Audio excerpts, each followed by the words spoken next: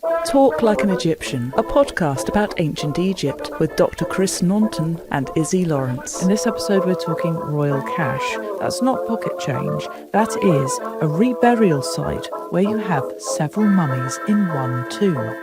What's going on? Hello and welcome to Talk Like an Egyptian, the podcast all about ancient Egypt. And if you want to know about ancient Egypt, you need to speak to one man. There's that man over there. That is Dr. Chris Naunton. Hello. Don't you enjoy my slick intros? That's Chris. One of the things which comes up nearly every episode of this is, Yes. So when they moved all the mummies around, when they did the little sort of like swappy swaps in the Valley of Kings, and I thought we could talk about that because we do reference it an awful lot, and everybody's like, "You what? Why would you move all the mummies around? What's going on?" So I'm glad you asked about this, or you mentioned this, because I always think that we take the royal mummies for granted a bit. But we often, you're quite right, we often talk about the royal mummies, or we're talking about such and such a mummy. Often we know so much of what we know about the life and times and such and such a person, partly because of the mummy. So a really good example of that is Tutankhamun. If you know anything about the story of Tutankhamun, you might know that he came to the throne at a very young age, and he died at a very young age, and maybe he died in a chariot crash, or maybe he died of a mosquito bite, or whatever. All of those things are things that we know because of the mummy. And actually, in the case of King Tut's mummy, of course, we have that because the tomb was found more or less intact. In the case of the other royal mummies, and that's mummies of, in some cases, very famous kings. We've just been doing an episode about Ramesses II. His body was recovered and is preserved and is very striking in how, well, I mean, clearly lifelike it is. It is really him. Amazing as that is, I do think it's worth just sort of dwelling on that for a moment. I think it's absolutely astonishing that we can look at Ramesses II himself. But we only have the mummies for this particular period in Egyptian history, the New Kingdom, and a little brief sort of period from before and after. So 17th to the 21st dynasties. The New Kingdom is 18th, 19th, and 20th. So it's the New Kingdom plus a little bit either side. And the story of why we come to have those is a kind of brilliant double story, I think, of what happened in ancient times, which we know about thanks to the chance survival of some extremely rich evidence, and their rediscovery in modern times, which is itself a great story. So there's kind of two really great stories there. And like I say, I always feel as though, and we've already done it on the podcast, as you say, we've talked about mummies a lot. And were it not for these particular circumstances, the story of which I think is so great, we'd have nothing. And that we would be so much more in the dark about these kings and others and what happened during this period. Okay, this is rough backgrounds, right, that Izzy knows in her head. They stop building pyramids. They think, I know where we need to bury our people, apart from Akhenaten, but we've explained him. Right, Valley of the Kings. There's a big mountain there, looks a bit like a pyramid. It's out the way in all these wadis that crumble and hide things. Ideal. One, it's crumbly, so easy to carve. And two, it's out the way, so nobody's going to rob them. So if we put them here, this will be great. And then at some point, they go, actually, let's grab all these guys and stash them. So why? And that's all for today, folks. Perfect kind of introduction to this, and perfectly tease me up to talk about a few things here. So you're quite right. These mummies mostly come from the New Kingdom, and that means that they are mostly mummies that would have originally been buried in tombs in the Valley of the Kings. The Valley of the Kings is a new thing, which is introduced in the early 18th dynasty. So the use of the Valley of the Kings, we've talked about this a bit before as well, is one of the defining features of this period of the New Kingdom. It comes into use more or less at the beginning of the period, and the abandonment of the valley as the royal cemetery marks the end of the period. And, why would they choose to bury their dead in this remote, very remote place? And Egyptian cemeteries are almost always off in the desert, away from where people were farming their fields and away from where they were living. And that's common to almost all ancient societies, at least, it's not a good idea to have decomposing bodies in the places where people are trying to live. It's much better to put them somewhere else, which gives rise to, lots of sort of mythology and interesting ritual kind of ideas. But anyway, cemeteries are always a little bit separate, but the Valley of the Kings, we should emphasize, is really very far distant. It's inconveniently far distant for the people building the tombs, but we assume also for robbers, and that therefore that was probably part of the reason for cutting the tombs all that way out there. It would have been difficult for robbers to find them. It would have been difficult for robbers to get there and back out again with any sort of goodies. The other thing that's always in my mind is that if a would-be robber was anywhere near, even sort of on the pathway in the direction of the valley, they'd have a lot of explaining to do to anybody who came across them. What are you doing here? Why have you wandered up into the mountains miles away from where anybody is? What exactly is your purpose? Which is why we can be pretty sure that the people who were robbing were working there. Exactly. Yes. So we're conveniently forgetting that although these tombs are cut in secret, away from where everybody's living, of course, we are conveniently forgetting about the hundreds, if not thousands, of people involved in their construction in the first place, who know very well where everything is and what is in there. They're not maybe as secret as might be. So that leads me very nicely into the second thing to say, which is that tomb robbery is as old as tomb building, and it's as common as tomb building in Egypt. And it's a necessity for the economy. I'm sorry, but you can't put your entire nation's wealth in tombs. Gold's really hard to mine, and in lapis lazuli, really hard to mine, and people did spend their entire lives doing that. And if you just bury it again, what's the point? Yeah, that's a very interesting way of looking at it. Yeah, I'm quoting a character from one of my books as well. Yes, okay. Very good. Not the cursed tomb, is he? It is the cursed tomb. There you go. But one of my favourites. Excellent, if not my very favourite book. So there was the intention that these things would be buried and would therefore be taken out of circulation and be there forever. But yes, the truth of it is that almost all Egyptian tombs were robbed, and therefore, whatever the thinking was, that wealth, tied up in those resources, gold, lapis, all those other things, was not squirreled away and lost to the economy. It kept in circulation. Yes, from practical point of view, maybe tomb robbery not such a bad thing, in that sense. So I should say also that we know that most tombs were robbed because we found them robbed, or rather, we found them with nothing in them. So our assumption is that they must have been robbed. And so we know the dead have actually used all the stuff and got up and done their thing. That could be the other thing.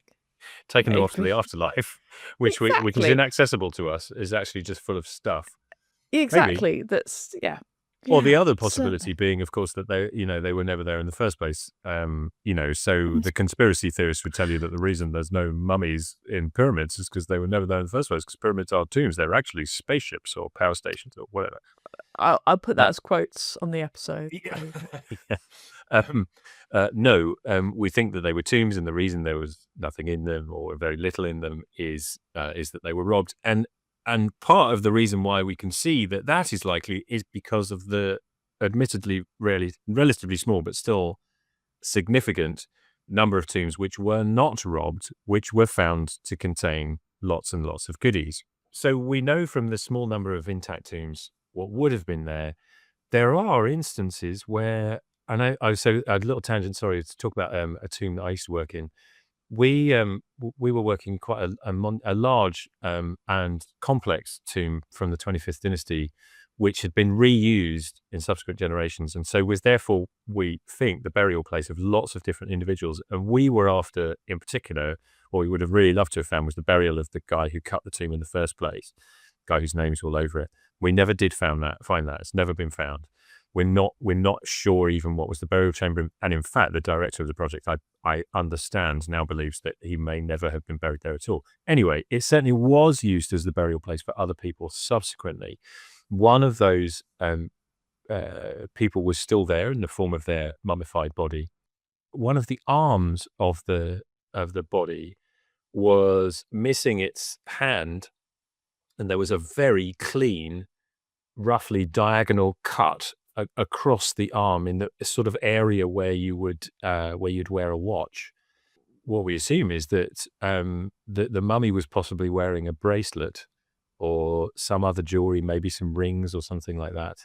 And the robbers found it most convenient to get at the goodies by simply taking a big sharp knife and chopping the hand off and taking that away. So we sometimes have evidence like that of robbery itself. And even in the tomb of Tutankhamun, Carter thought he could see footprints, and it's clear that some small items were removed from the tomb of Tutankhamun. It was probably raided at least once, probably twice.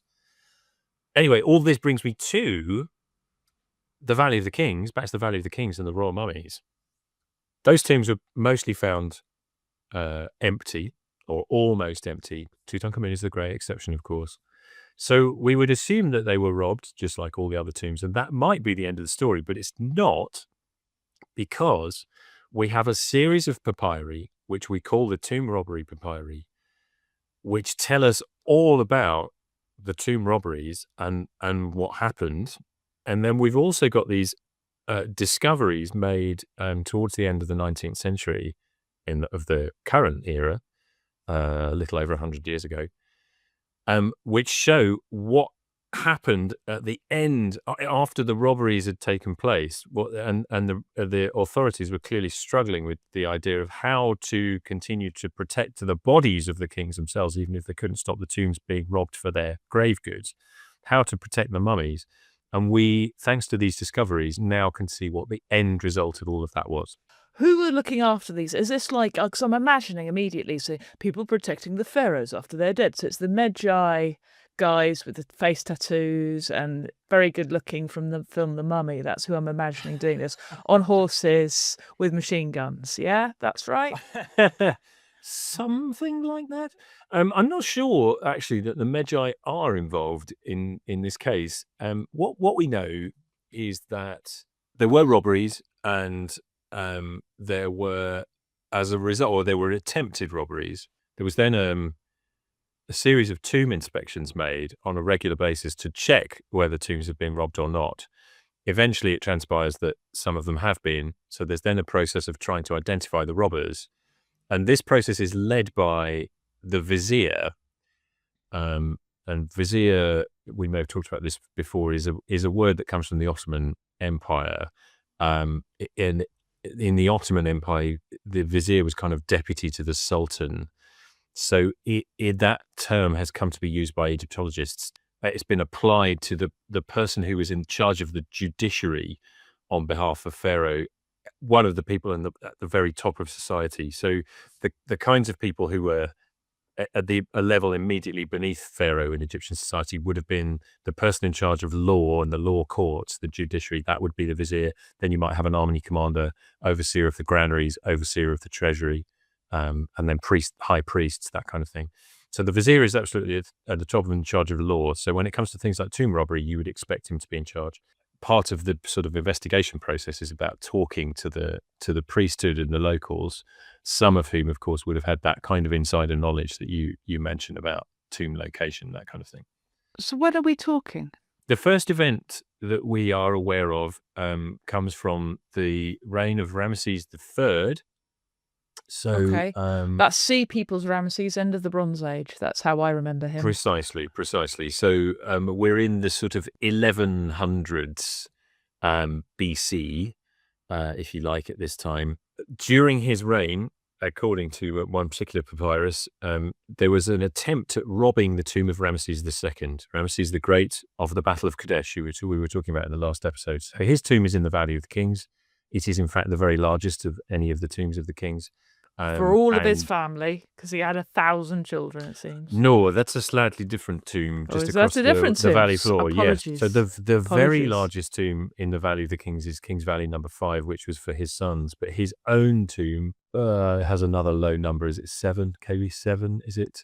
Is across the Wadi floor, the valley floor, and it's on the other side. And that is of the tombs of kings, as opposed to family tombs or other kinds of tombs. It's the largest, just about, of all of them by floor area, I believe. Okay. Anyway, square footage. Yes, thank you, exactly. So there was an attempt to rob his tomb, and this is part of a papyrus which also talks about what we believe to be the first documented instance of industrial strike action in history. Basically, the guys who were working on the construction of tombs in the Valley of the Kings weren't being paid by the state and refused to go to work. And so we're told by this papyrus that they went and sat down and refused to work. They sat down around the Temple of Ammon off the West Bank, which is actually next door to the mortuary temple of Ramesses III, which is going up at this point, under construction around this time. So they staged a sit-in, and in the same papyrus we're told that there was an attempted robbery. So cool. We think that the robbery was perpetrated because these guys were fed up with not being paid and they needed to earn a living, so they decided to take matters into their own hands. This whole thing is amazing that we know this, that there was a sit-in and that these people stopped work because people weren't paid in terms of monetary. Nobody got a salary, but they would have got a certain amount of rations that they would have been expecting for them and their families, is how it would have worked. Yeah, it's a barter economy. There's no currency as such at this point. So they would have been paid in grain or whatever other commodities might have been useful. I mean, gold would have been one of them, but whether or not they. And it also sort of ties in with Ramesses III, because at some point during Ramesses III's reign, there was certainly a natural disaster, which is how Kronos. Who would that? Who's Kronos? Knossos? Were we thinking about the palace of Minos at Knossos? Yeah. We're thinking of Knossos. Yeah. Because basically around this time, there's a massive volcano that goes off there, and they get wiped out from that, and then the Greeks come in and take them over. Basically, it happens around this sort of decade surrounding the same time this is happening, is the same time that you get the sea peoples turning up, which suggests that there's also some sort of natural disasters happening outside of Egypt. Egypt's very protected at this sort of time because it does have grain stores. This is the great thing about Egypt. Really wealthy in terms of being able to produce a lot of grain, even in bad months where years where the inundation hasn't been good, you still don't starve everybody because you've actually got the grain backup. But by this point, this can be seen as evidence that there has been some sort of natural disaster. Some people say it's an Icelandic volcano going off. I don't know. But some bad stuff's happened. There's also loads of earthquakes up in Turkey. It completely interrupts this whole economic system that's going on. We talked last week about Kadesh. All of down that side, there's earthquakes happening. It's stopping the selling of grain, and the whole economy is just basically just gone kaput. People are starving outside of Egypt. It doesn't surprise me that people aren't being paid within Egypt the amount that they're expecting. So it feeds into this huge big disaster, and we're going right down into, well, why do we have the kings now? Yeah. But that's absolutely right. That context is really important. You're right. So if we learn nothing else from Ramesses III's reign, just those things, which we could look at in isolation. There's a strike. There's tomb robbery. We also know the country is being invaded from the west by Libyans who previously are not settled. They're migrants. We call the Libyans various different tribes from the west, and then this mysterious coalition of peoples from around the Mediterranean, which we refer to as the Sea Peoples. And I mean, it seems likely that those invasions are brought about by people who simply need to be able to feed themselves. And Egypt is in some ways like a sitting duck, or it's a very appealing place to go and try and invade because, as you say, it's very wealthy and productive generally, and it's got by this time good grain stores. So they've got food, and if you're starving, what else are you going to do? And in fact, there are other documents from around this time. And again, I can't overstate enough how important it is. Papyrus generally doesn't survive in Egypt, right? We assume that we have only a tiny fraction of it. It's our good fortune that in this case we have a number of texts that have survived on papyrus that shine a light on all of this going on. We also know that this was a time when it wasn't safe to be in this part of the world on the west side of the river, across the river from Thebes. Let's not forget that the Libyans, these marauding groups, are coming from the west, so they're entering the Nile Valley. Obviously, not on the east side. You're that bit more protected on the east. There's a river in between. On the west, you're that bit more in trouble. This is also the period during which, or around this time, following this period, the people who are living on the west side all decide to move into the temple enclosure that's built around the temple of Ramesses III. The reason being that the enclosure wall around that temple allows them to live in some degree of Protection. added safety because of this great big wall. It's fortification. Exactly. So that temple these days, we refer to that temple and the temple enclosure with all the other buildings inside it as Medinet Habu. Medinet is the Arabic word for city. Habu is the name of that city. So this, what was a funerary temple, came to be a city in inverted commas at this point because people moved into the temple enclosure for their safety. So this is all absolutely the background to the tomb robberies. It does explain, like, if you're being put under attack to the extent that you're being kind of forced to live in a temple and you're not being paid, you're like, why are we making... Let's just take the stuff and get out of here. It's kind of the logical thing that one would think, why not just take some gold that can be melted down and just go find ourselves and on the safe side of the river and have a lovely life. To your point, the point you made earlier about how actually it's a terrible idea for the economy to squirrel away loads of gold and other precious resources in the form of grave goods that you bury and never see ever again if times is tough.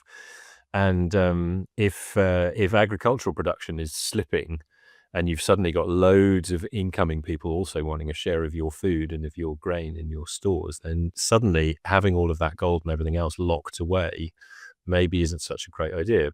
You could argue now that a lot of the economy that we have that we're basing our economy on, when people get a lot of money, what do? They put it in bricks and mortar, which doesn't really go anywhere or do anything or isn't productive. And then the economy has a difficulty in just going, all this money's just locked away amongst a few things. We can't get at it anymore. And this is the issue that, modern societies have too. So it's not unique to ancient Egypt, is my point. No, and certainly, in times of economic strife, if you can imagine that there's a whole ton of gold bullion locked away underground in the UK, then, we'd have had people it by now. might... Yeah, exactly. So what else do we know? So we've got this first recorded instance of a strike at approximately the same time, reign of Ramesses III, as the first tomb robbery. Fast forward a few reigns, we begin to see these tomb inspections. One of these is recorded on a papyrus, which is now on display in the British Museum. It was owned by a man called Abbott, hence it's called the Abbott Papyrus. And this is a record of tomb inspections that took place in the reign of Ramesses IX. So we're a few reigns down the line. But most of the kings around this time are not reigning for a very long time. So it's not that far ahead in the future. We are still in the 1100s, maybe into the next century. This lists a series of royal tombs that are part of this inspection. The reason it's become one of the main reasons why it's become so well known, this particular papyrus, is because it talks about the tomb of Amenhotep I. That one, the location of that tomb is described, and that tomb has never been found. So archaeologists and Egyptologists, me included, have kind of seized on this as a sort of X marks the spot kind of equivalent. And how can we use this to find the tomb? Anyway, at this point, in fact, all those tombs, in fact, were found to be intact. I think there might be one exception to that, but generally speaking, all the tombs are found intact. So apparently no robberies taking place at this point. But fast forward a little bit further, a yet another text, part of this group of papyri, the tomb robbery papyri, it transpires that in fact it was discovered that tombs had been robbed. So there's then a process of the authorities trying to establish what's happened, and eventually there's a bit of he said, she said, and the identities of the robbers are revealed to the authorities. The culprits are put on trial, and they are eventually punished. Do we know how? Do we know what? What was the punishment? Did they get boiled in oil? What happened? If I remember, no. If I remember rightly, there's one punishment is it called the bastinado? It's this sort of wooden implement that's used to kind of hit very hard the palms of your hands or the soles of your feet, I think. Bastinado, I'm not sure of the word. That doesn't sound too bad for breaking in. No, maybe not. No, exactly. But there's also some suggestion that in fact the main culprits were put to death. They were impaled on stakes. I'd want to revisit the text. I seem to remember there being impaling. Yes, exactly. They were. I'm not sure that the text explicitly says that. I need to just go back and check. But yes, that's the general consensus view. I think is that's what happened. So we have this incredibly rich story from the papyrus accounts of attempted robbery, inspections, robbery, legal process, court proceedings, and there is I remember quite a long drawn out account of what happens in the court, and such says something, but then he says something else, and somebody else says no, actually it wasn't like that. So we've got this amazing window onto what happened, and then eventually the punishment. We also have the inspection graffiti preserved at the tombs themselves. And these inspections continue, by the way. So, they continue into the period beyond the end of the New Kingdom. So these are little marks which include the names of the people doing the inspections. So there is a guy, for example, Butech Ammon, who I'm going to be talking about in a lecture in a few weeks' time, who's more than anybody else is the person who's responsible for these sorts of inspections and looking after the tombs and that kind of thing. His house is preserved and is within Medinet Habu. You can go and visit that restored house with a lovely pair of columns outside, that sort of thing. If that's all we had, that would be amazing. We'd be able to tell the story of what happens. And of course, in the midst of all of this, we know that the political background eventually shifts. So from the time of the early 19th dynasty, by the time of Ramesses II, a new capital city has been built in the delta, up in the north of the country at Pyramses. Pyramses, Pyramses. I only see things written down. No. They're all different where he renderings has his head of the said, same. Annoyingly, I had to restructure an entire plot for that. Oh dear, yes. Yeah, no. I wanted him to have it down in like Karnak or something. No. Apparently, he was up there, but it was really great because it made the story a lot more exciting. Oh yes, if such a thing were possible. So the capital is up in the north, and the listeners will perhaps know that yes, exactly. The Valley of the Kings is hundreds of miles away, almost a long way south in the Nile Valley. 12 days by boat, and that's going the other direction. So upstream it might be even there longer. You go, a long, long way away. And in fact, as the period wears on, with all of these problems that we've already been talking about, economic strife, incoming, migrating, invading peoples. And by the way, of course, back to some of the themes we talked about in the previous episode about the Battle of Kadesh, all of those military encounters that involve Ramesses III and the Egyptian armies that are depicted on the walls of his temple are all portrayed as if they were a glorious triumph of Pharaoh. We know from what happened subsequently that actually, particularly in the case of the migrants coming from the west, the group we call Libyans, they eventually settle in very large numbers and come to be very influential. So clearly, even if there were battles and even if the Egyptians were successful in the battles, they weren't able to stop the migration. That's an issue as well. So we've got an economic situation, we've got a movement of people's situation, we've also potentially got this climate or environmental situation as well. And eventually Pharaoh up in the north, in the delta at Per Ramses, loses control of the whole of the country. There's a split in the country, and Pharaoh's power reduces down to nothing. And that is probably the reason for the abandonment of the Valley of the Kings as a royal settlement. Ramesses XI, the last king of the 20th dynasty, has a tomb cut in the Valley of the Kings, but he never used it, it seems. So we understand he never from that, died. probably, maybe he's still alive.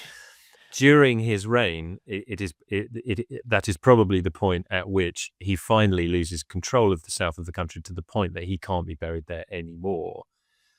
So the Valley of the Kings is now abandoned. Potentially, some of those tombs at least were still intact, but because of all of the robberies we know are happening, the economic conditions, that's probably continues to be a threat. And eventually, and this is where we have to flick forwards to an archaeological discovery at the end of the 19th century, eventually we discover a very roughly cut and undecorated tomb, brilliantly hidden away in the cliffs behind the Temple of Hatshepsut at Darbahari. This tomb is discovered. We're not exactly sure when. It was discovered by two brothers from the local area, and the story is basically that they've made this discovery. Tomb's full of lovely stuff. They decide that rather than tell everybody, it would be much better if they just keep us a secret.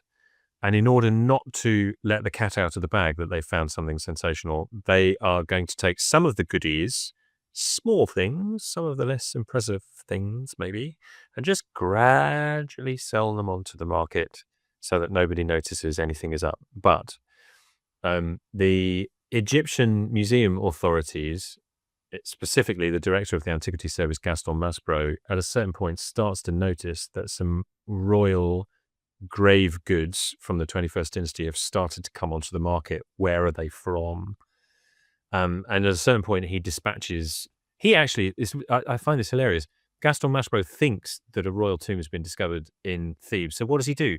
Goes back to Paris for the summer holidays. Well, he is French. They don't work in August. No, it's the summer.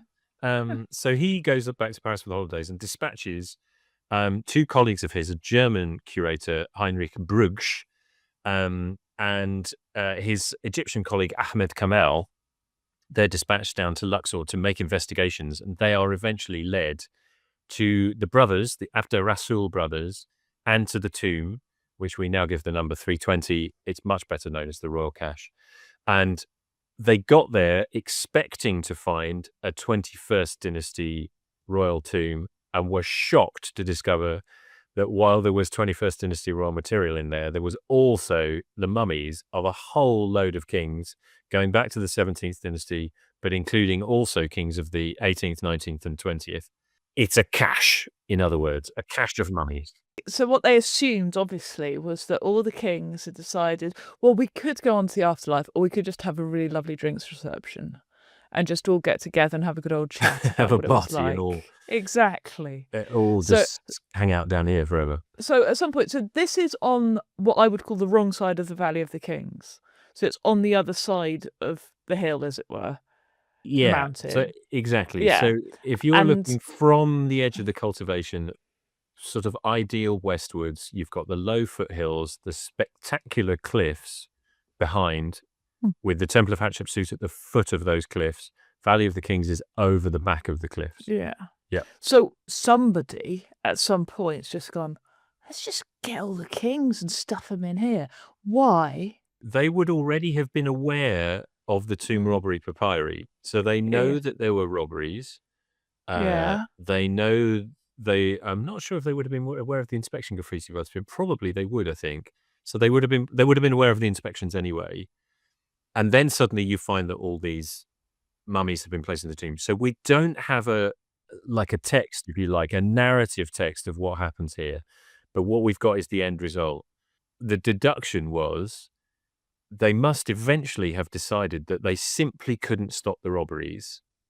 So what we're going to do is take the most important element of the things that are kept in the tombs, which we know from many, many tombs all over the place. The mummies are often desecrated in the robbers' frantic search for goodies. we've got to protect the bodies. So the best thing we can do is to take the bodies pretty much only, leave everything else, and we'll put those in these secret caches, and we'll hope then that by removing any precious items and by choosing the most secret hidden place we can possibly imagine for the mummies, then nobody will go and find them. With guarding one place, you need fewer people than guarding True. Yeah, exactly. 20 or so. Yeah, exactly. But then you don't want to guard it, obviously, because that kind of hints as to where it is. Yeah. So it's all a bit...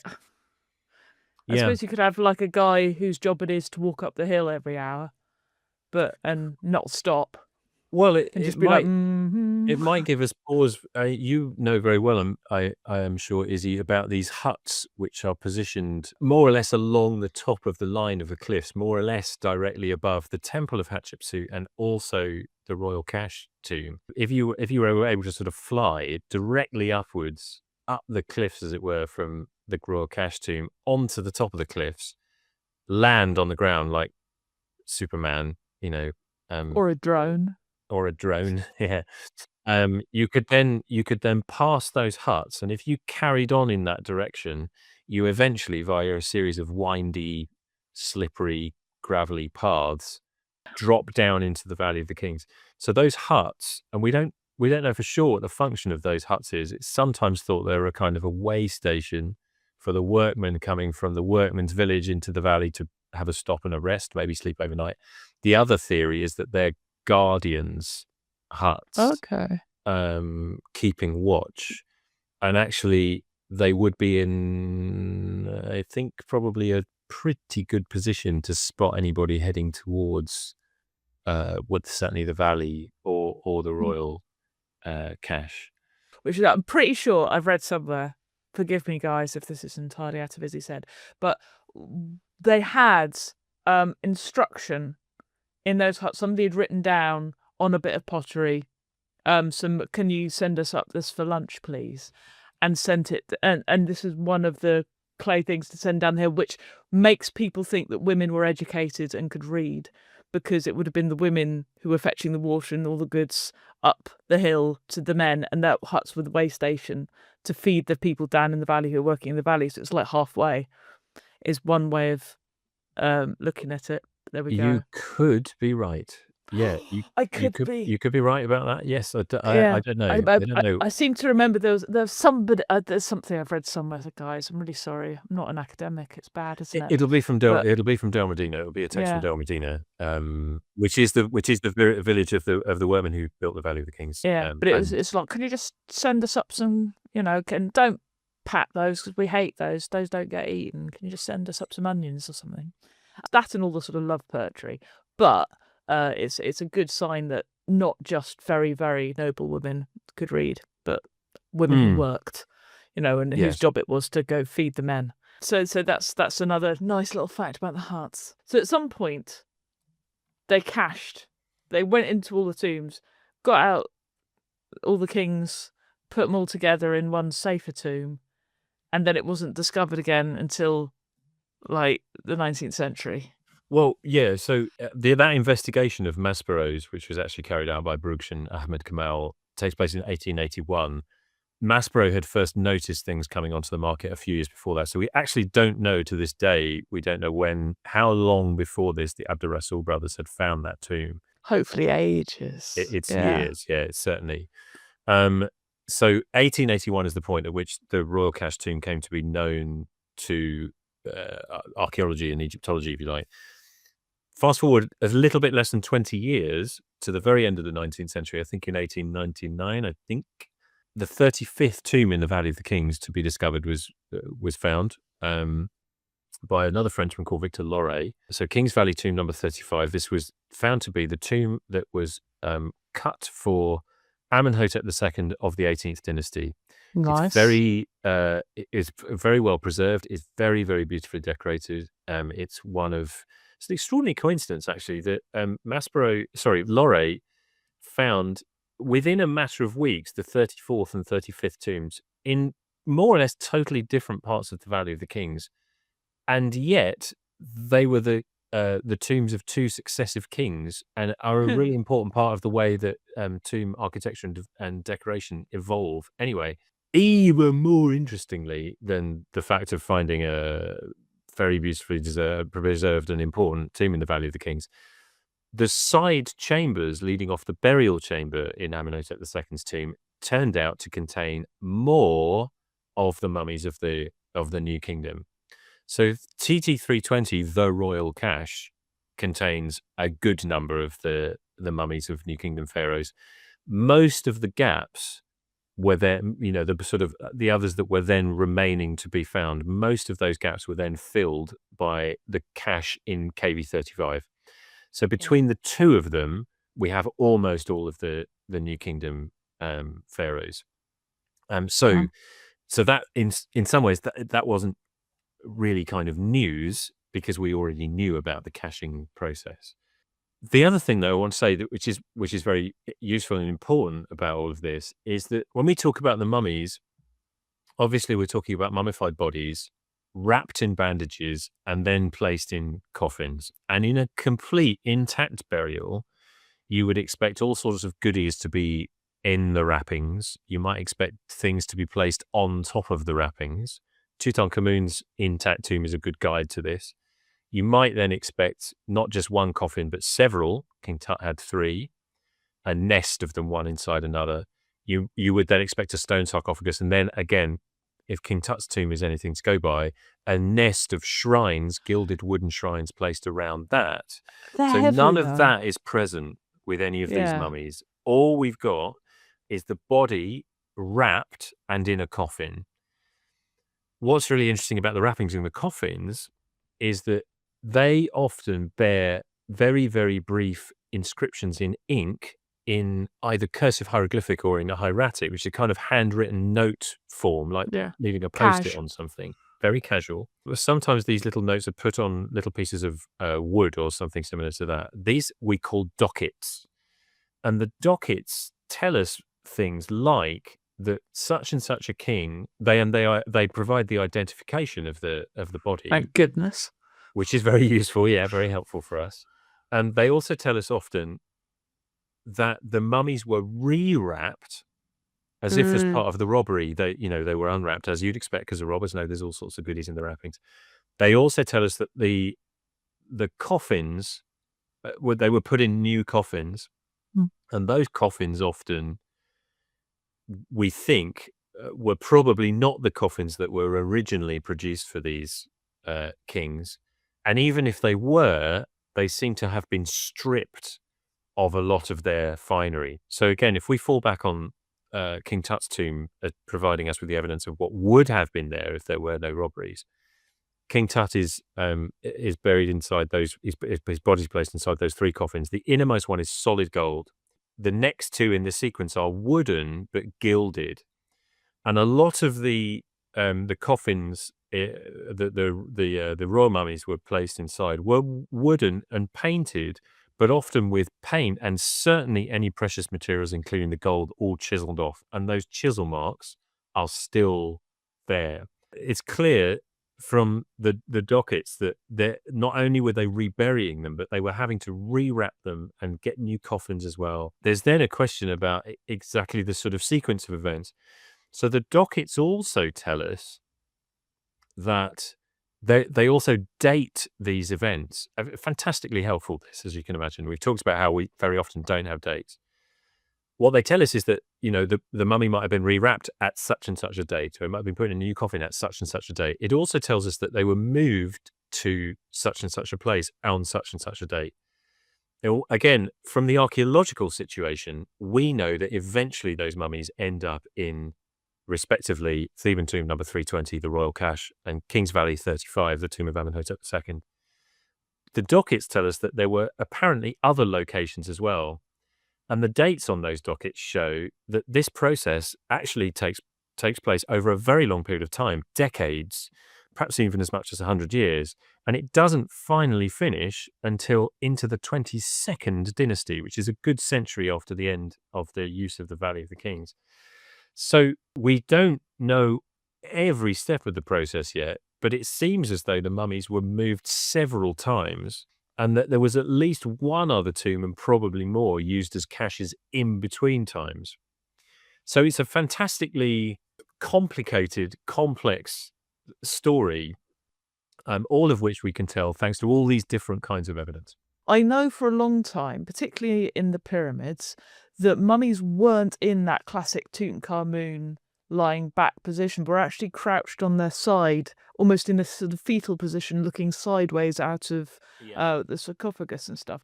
So are these mummies all buried in coffins like that, or are some of them?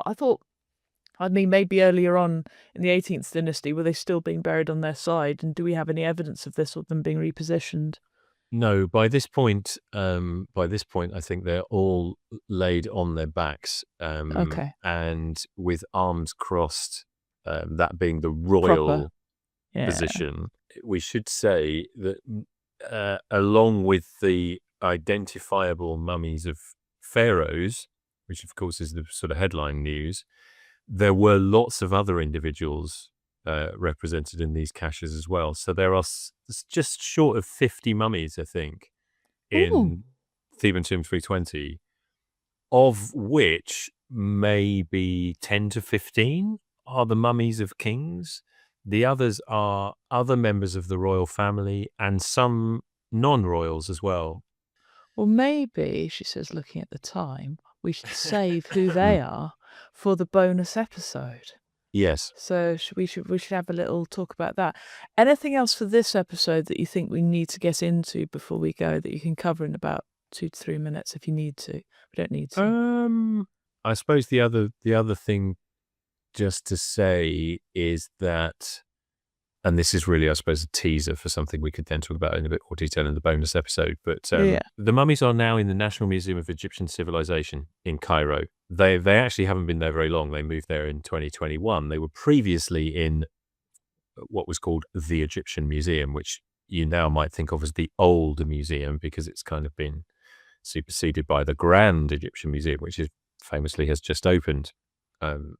Finally, fully. In any case, the mummies from both the two caches were removed from the tomb more or less immediately and put on display pretty soon afterwards in one or other museum here and there, which is how, of course, people have been able to go and look at the face of Ramesses II, Seti I, Ramesses III, whatever. The removal of the mummies, in particular from the royal cache tomb TC 320, was done so hurriedly with so little documentation that it's become one of those nightmare scenarios for us Egyptologists and archaeologists trying to reconstruct, because a huge amount was lost in the moment that all of those things were removed, because we don't know the positions of those things, which might have been very helpful in helping us to understand the process of introducing the bodies into the tomb. So that's something else maybe for next time. But if you ever do any DIY at home, take some before pictures and some after pictures. Because even if you don't find it interesting, you never plan to show it to anybody, as an archaeologist one day who wants to know what came first, your white tiles or your avocado sweet. It's very important. Absolutely. So until next time, Chris, our final episode of the series, should we say life, prosperity, And health. Beautiful. Yeah. Bye, everyone. Thanks for listening to Talk Like an Egyptian. To support the podcast and ensure another series, join us on patreon.com/Talk Like an Egyptian and unlock bonus content. Get in touch, talklikeanegyptianpod@gmail.com, or use the hashtag TLAE. We need your questions for the end of the series, so please don't hold back. Remember to leave us 5 stars of newts and share this episode with your friends. Find all links at talklikeanegyptian.com.